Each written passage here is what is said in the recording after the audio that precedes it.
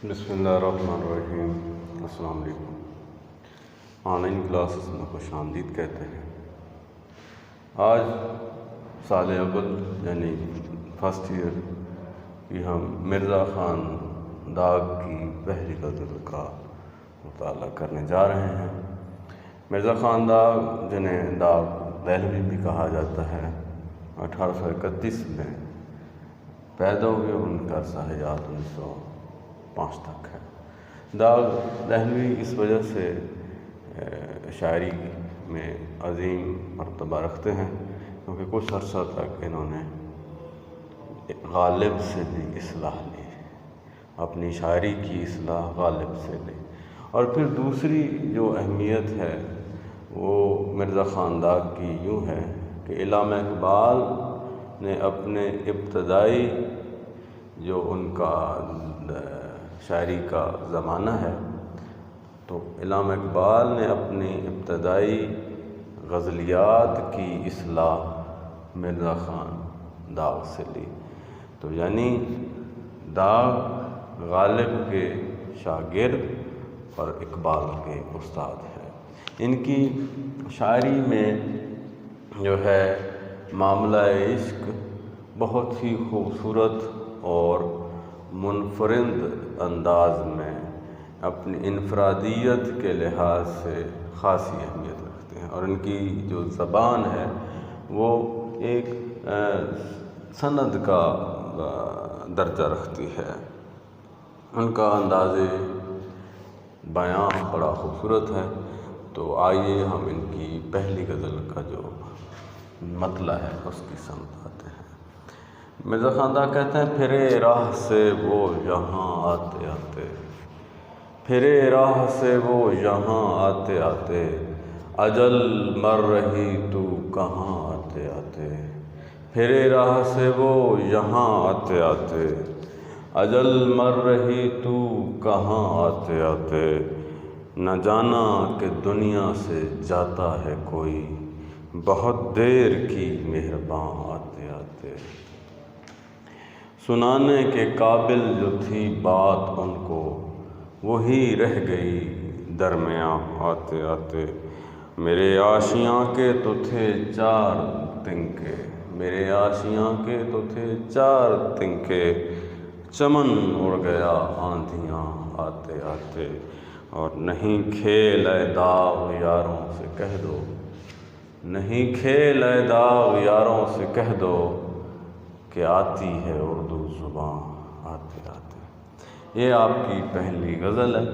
تو غزل کا جو مطلع ہے اس میں یہ ہمیں بتا رہے ہیں کہ پھرے راہ سے وہ یہاں آتے آتے، یعنی میرے محبوب میری ہی سمت آ رہے تھے، میرے گھر کی جانب ہی آ رہے تھے، کہ وہ راستے میں آتے آتے راہ تبدیل کر گئے۔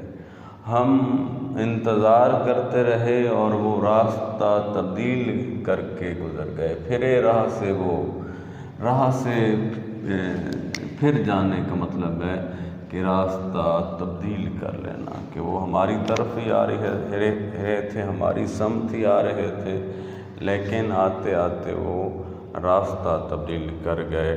یعنی یہاں بھی اسی روایت کو اپنا رہے ہیں جو کہ کلاسیکل شعراء کی روایت رہی ہے کہ محبوب جو ہے وہ ظلم و ستم کرنے کا عادی ہے، اور یہ بھی تو ایک ظلم ہی ہے کہ انتظار کی کیفیت ایک ایسی کیفیت ہے کہ جس کیفیت کو الفاظ میں بیان نہیں کیا جا سکتا۔ تو یہاں مرزا خان داغ بتا رہے ہیں کہ میں تو انتظار میں تھا، میں تو دیکھ رہا تھا ان کی راہ کو، ان کی راستے میں جو ہے اپنی آنکھیں بچھائے بیٹھا تھا، لیکن وہ راہ تبدیل کر کے گزر گئے۔ اور پھر دوسرا جو مصرع ہے وہ بڑا دلچسپ ہے کہ جب انسان کسی چیز سے بالکل نا امید ہو جاتا ہے، یا جب انسان کی امید جو ہے وہ ٹوٹ جاتی ہے، تو پھر وہ کس سمت جو ہے آتا ہے وہ پھر اللہ کی سمت آتا ہے۔ یعنی جو شخص اکتا جائے زندگی سے وہ کس شے کا خواہشمند ہوتا ہے؟ موت کا۔ تو اجل کا مطلب ہے موت۔ اے اجل تو کہاں مر گئی تھی؟ دیکھا کتنا دلچسپ انداز، موت کو کہا جا رہا ہے کہ اے اجل جب میرے محبوب مجھ تک نہیں آئے تو ہی آ جاتی، کیونکہ ان کے بغیر تو مجھے جو ہے زندگی کی ضرورت نہیں ہے۔ اجل مر رہی تو کہاں آتے آتے، آئے میرے محبوب جب تم نہیں آئے تو موت ہی آ جاتی۔ تو آپ دیکھ رہے ہیں کہ جس طرح میں نے آپ کو پہلے کہا کہ معاملہ عشق ان کے ہاں جو ہے تو ان کے ہاں معاملہ عشق بڑے ہی منفرد انداز میں آیا ہے۔ تم آئے ہو نہ شب انتظار گزری ہے، تلاش میں ہے سحر بار بار گزری ہے۔ تو یہاں یہی بات بیان کی جا رہی ہے کہ وہ مجھ تک آنا چاہتے تھے لیکن راہ تبدیل کر گئے، تو موت تو ہی آ جا اور میں تیرا ہی استقبال کرنے کو جو ہے وہ تیار بیٹھا ہوں۔ تو اگلے شعر میں کہتے ہیں کہ نہ جانا کہ دنیا سے جاتا ہے کوئی، بہت دیر کی مہربان آتے آتے۔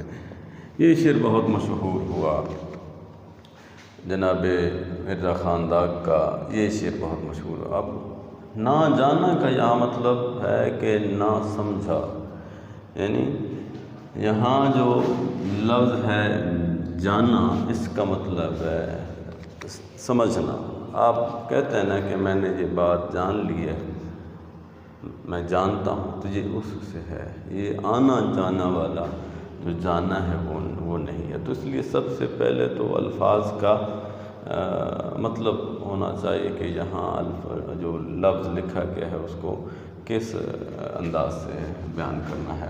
کہتے ہیں تو نے سمجھا ہی نہیں، پہلی ہی بات کو جاری رکھتے ہیں اپنے محبوب سے خیالاتی اور تصوراتی انداز میں کہہ رہے ہیں کہ تو نے سمجھا ہی نہیں، تجھے خبر ہی نہیں ہے کہ اس دنیا سے کوئی جا رہا ہے، تیرے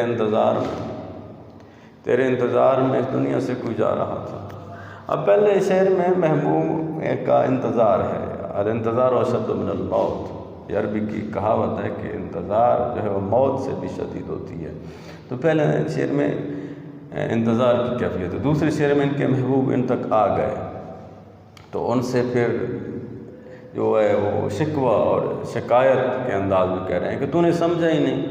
نہ جانا کا مطلب تو نے سمجھا ہی نہیں کہ دنیا سے جاتا ہے، کہ اس دنیا سے کوئی جا رہا ہے، انتظار میں اس کی جان پر بن آئی ہے،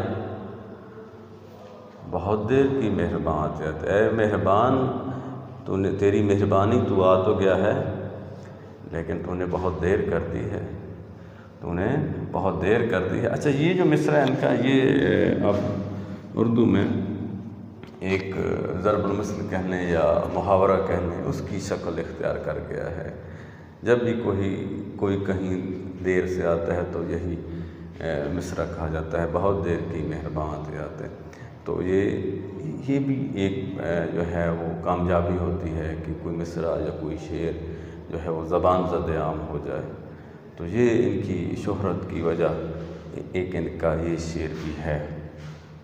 تو نے سمجھا ہی نہیں کہ دنیا سے کوئی جا رہا ہے، اے مہربان تیری مہربانی تو آ تو گیا ہے لیکن آتے آتے تو نے بہت دیر کر دی ہے۔ اگلے شعر کی جانب، اگلے شعر میں بڑی ہی دلچسپ بات ہے کہ سنانے کے قابل جو تھی بات ان کو، سنانے کے قابل جو تھی بات ان کو، وہی رہ گئی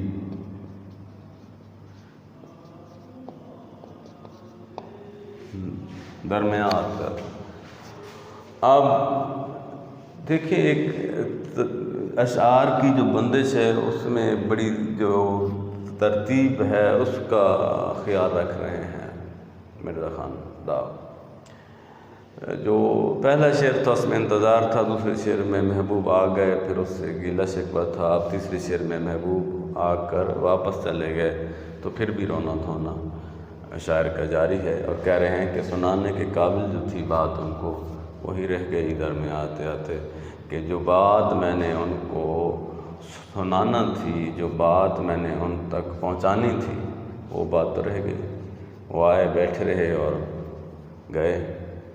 اور اس میں ایک محبت کی کیفیت کا بھی اظہار ہے کہ جب آنکھیں دیکھنے میں مشغول ہوں تو زبان اپنا کام بھول جاتی ہے، کہ میں انہیں دیکھتا رہا اور مجھ سے بات ہی نہ ہو پائی۔ تو مخاطب بھی ہے، قریب بھی ہے، تو مخاطب بھی ہے، قریب بھی ہے، تجھ کو دیکھیں کہ تجھ سے بات کریں، یہ والا معاملہ ہو گیا تھا۔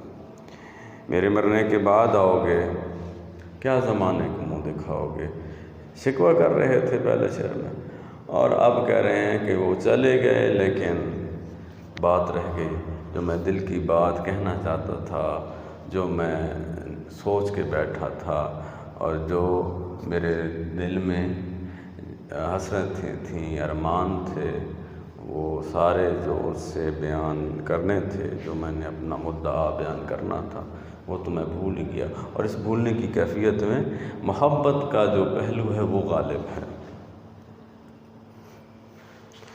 اور کسی شاعر کا شعر ہے نا کہ کچھ نہ کہا اور کچھ نہ سنا، دل میں رہ گئی دل کی بات، کچھ نہ کہا اور کچھ نہ سنا، دل میں رہ گئی دل کی بات۔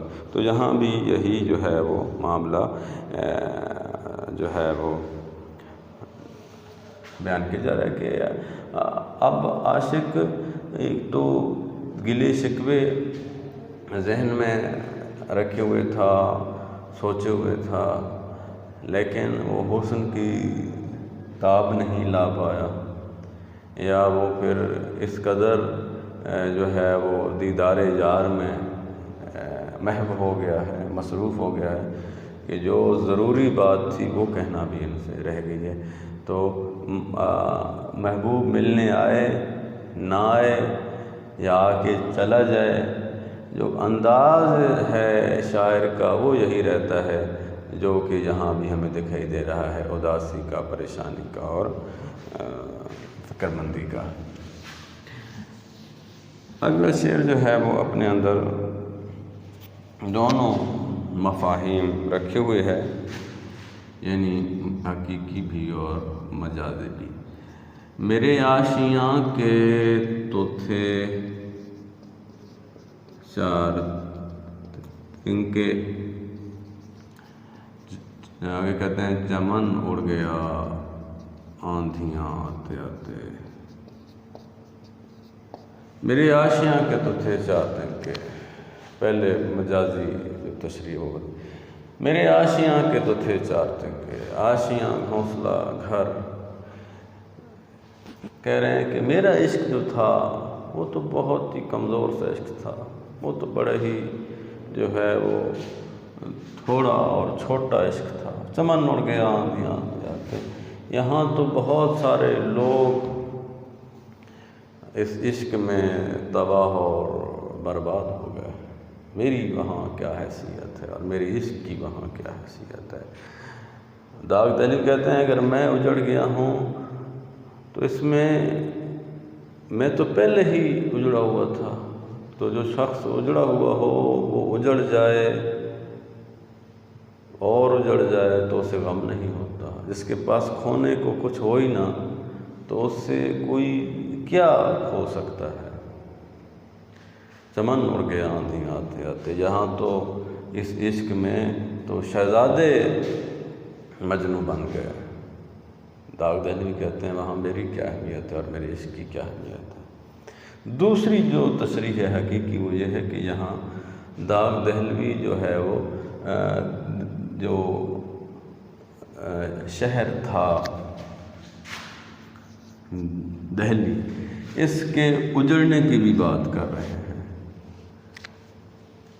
جب دہلی کا شہر اجڑا تو یہ اپنے یعنی اس شعر میں اپنا جو شہر ہے اس کا بھی نوحہ بیان کر رہے ہیں اور کہہ رہے ہیں کہ اس شہر میں میرا گھر جو تھا وہ تو چھوٹا سا گھر تھا، وہ تباہ ہو گیا، برباد ہو گیا تو کیا غم، کیونکہ اسی شہر میں بڑے بڑے محلات تھے، وہ بھی تو تباہ ہوئے، تو ان کے سامنے میرے اس جھونپڑے کی حیثیت تو کچھ بھی نہیں۔ یہاں تو بڑے بڑے امیر جو ہے وہ فقیر ہو گئے، جب شہر اجڑا تو امیر فقیر ہو گئے، تو میں تو پہلے سے ہی فقیر تھا، تو مجھے کسی کے کھونے کا کوئی جو ہے وہ غم نہیں ہے۔ تو اپنے گھر کی بربادی اور تباہی کے ساتھ جو ہے وہ وطن کی تباہی اور بربادی کا بھی ذکر کر رہے ہیں۔ اگلے شعر جو ہے وہ آخری شعر ہے، جسے آپ غزل کا مکتب بھی کہتے ہیں۔ اس میں کہتے ہیں نہیں کھیل اے داغ، یاروں سے کہہ دو کہ آتی ہے اردو زبان آتے آتے۔ اب اس شعر میں اردو زبان کی اہمیت کو اجاگر کرتے ہوئے دکھائی دیتے ہیں جناب داغ دہلوی کہ اے داغ اپنے دوستوں سے کہہ دو کہ اردو زبان کوئی کھیل نہیں ہے، یہاں عمریں بیت جاتی ہیں اور پھر بھی انسان اردو بولنا نہیں سیکھ سکتا۔ تو یہ اردو کی اہمیت ہے، اردو زبان کی اہمیت ہے، اور اردو زبان کو یہاں یہ بھی بتایا جا رہا ہے کہ یہ کوئی آسان زبان نہیں ہے کہ ہر کوئی سیکھ لے۔ ہماری اور آپ کی تو خوش قسمتی ہے کہ یہ ہماری قومی زبان ہے، تو اس کا پھر ہمارے اوپر حق کیا ہے؟ حق یہ ہے کہ ہم اسی اردو زبان کے فروغ میں اپنا کردار ادا کریں اور ہر جگہ اردو لکھیں، اردو بولیں۔ یہ کوئی شان میں جو ہے وہ کمی واقع نہیں ہو جاتی، کوئی کمی نہیں ہوتی شان میں اگر آپ اردو میں بات کریں گے۔ یہاں ہمیں اس بات کا اس وجہ سے اندازہ نہیں ہوتا کہ ہم اپنے ملک میں ہوتے ہیں۔ آپ کہیں اگر باہر جائیں گے، دوسرے ملک میں جائیں گے تو آپ کی پہچان، آپ کی زبان ہوگی، اور جب آپ گفتگو کریں گے تو پھر لوگ سمجھیں گے کہ یہ کس ملک کا رہنے والا ہے۔ تو اردو زبان آپ کی پہچان ہے۔ تو یہاں داغ بھی یہی کہہ رہے ہیں کہ یہ کھیل نہیں ہے کہ کھیلنے سے یہ آپ اسے سیکھ لیں، یہ زبان ہے، اس کے لیے پھر مطالعہ کرنا پڑے گا، اس کے لیے پھر آپ کو جو ہے وہ کوشش کرنی پڑے گی۔ تو یہاں اردو زبان کی اہمیت کا اظہار کیا جا رہا ہے۔ ایک اور جگہ بھی داغ دہلوی نے اردو زبان کے بارے میں شعر کہا تھا کہ اردو ہے جس کا نام ہم ہی جانتے ہیں داغ، سارے جہاں میں دھوم ہماری زباں کی ہے۔ امید کرتا ہوں کہ آپ کو یہ جو غزل ہے داغ کی پہلی غزل، اس کے جو 5 اشعار تھے اس کا مفہوم آپ سمجھ چکے ہوں گے، اور اب آپ ان اشعار پر اپنے خیالات کا بھی اظہار ضرور کیجیے گا تاکہ اس غزل کے تمام پہلو آپ کے ذہن پر جو ہے وہ نقش ہو جائیں۔ اسی طرح آپ کا سلیبس جاری و ساری رہے گا۔ اجازت دیجیے، خدا حافظ۔